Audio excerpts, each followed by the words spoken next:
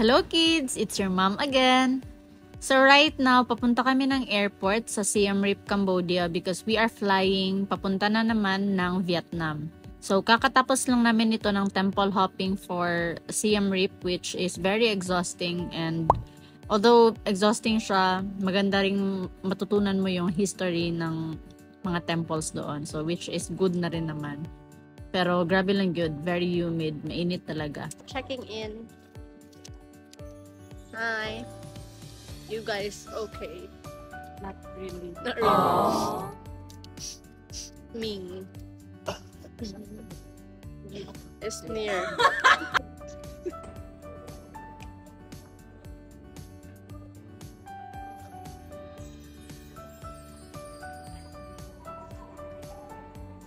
Airport here is very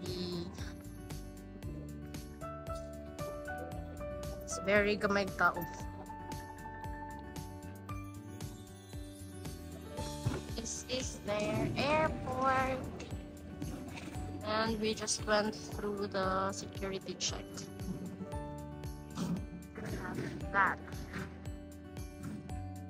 their airport. Ha? Ano itong middle finger din? Di ba? Murag middle finger yung logo. Nagkatawa siguro. Wala. Is this? Nag-call, video call na to siya. Is this middle finger? Kasi mag-ana na to siya.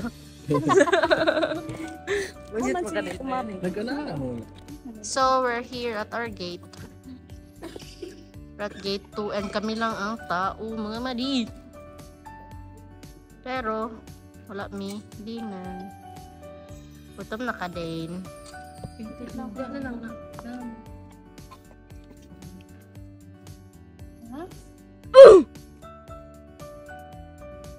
Apparently. Uy, Kaming.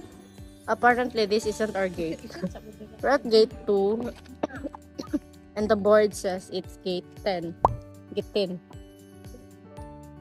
So we're going to change gates and it's way too far. Unta rin pagkaon nito eh. Ano ba tigit kanina? Ano ko bantay po? Asa? Marag... Dili na to?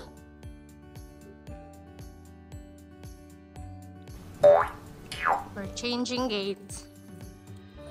Mali ang nabutang sa amo ang boarding pass. Mantog na kamera ang tao nito.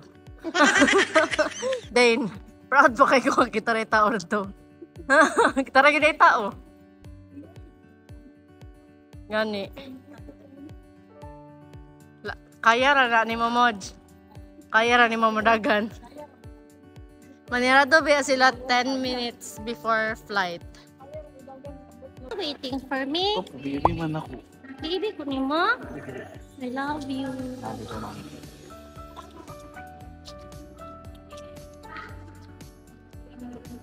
Ito na ikaw? Bingon ako sa mga iro. Mauli ko, huwag itong pakingkitong tanan. Suko, kabag kong ikito na ko sila tanan. Ayaw ka suko. Hello, Bob. Bobby. Kanan. Ay, ano din eh. We're almost there. We're at gate 10 already. Almost at gate 10. Our gate changed again. It's 8 now. Sir, gate 8 na po. So tired. Gate 8. This one. So it changed again to gate 8. Why are you moving so loud? We're boarding now. We're heading to our plane. We're heading to Vietnam. Daniel Padilla sa likod, oh. It's too cold. As for the immigration dito sa Cambodia, mabilis lang yung pag-out namin. Pero may isang tinagyata na overstaying. I think it was Dane. Pero hindi naman talaga kami nag-overstay. I think mali lang yung na-declare niya during pag-land namin sa Cambodia. As for the flight, ilang beses siyang naglipat ng gate, which is annoying. I think naka 4 times kaming lipat ng gate. Pero okay lang din naman, safe naman kaming nakarating. And the flight, it only took 1 hour and 20 minutes or 1 hour and 30 minutes para makadating kami ng Ho Chi Minh, Vietnam. Here, they were giving us some water. So, medyo tipid kay dili gid siya full bottle ang gihatag sa amuar na like 250 ml lang. So, gitunga-tunga pa gyud namo ang 1 or 1.5 liters. So, mao lang siguro ang budget.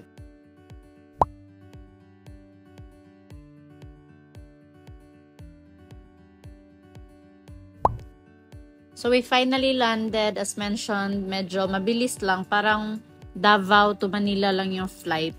So, okay lang din. Pero yung immigration, grabe. Ang haba ng pila. Ang daming tao kahit gabi na.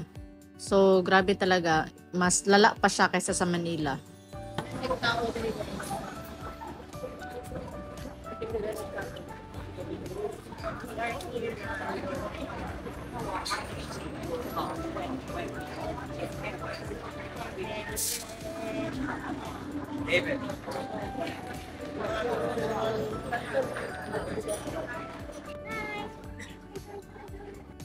Medyo matagal kami sa immigration kasi ang haba-haba ng pila. Halos lahat ng counter mahaba yung pila. Overwhelming. There's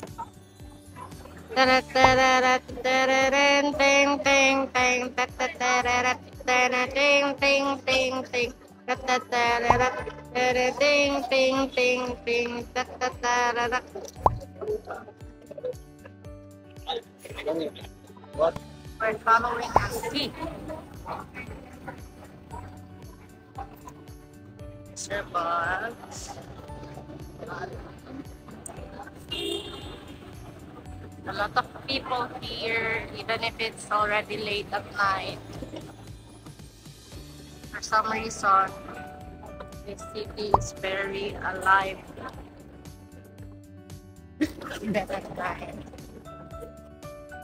So we've waited for quite a few minutes, siguro mga 5 to 10 minutes pa para sa amuang van, and finally naabot na gyud siya.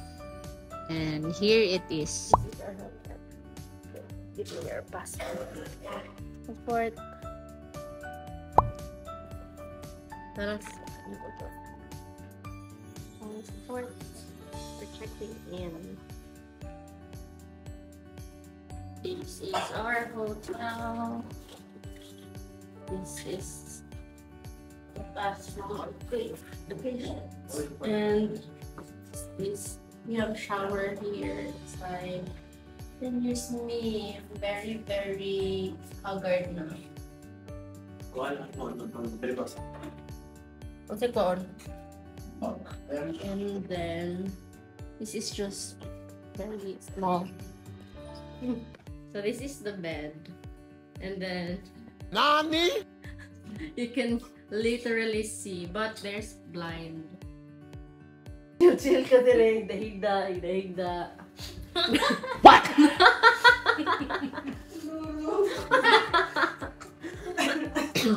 Weird, no? Hi guys.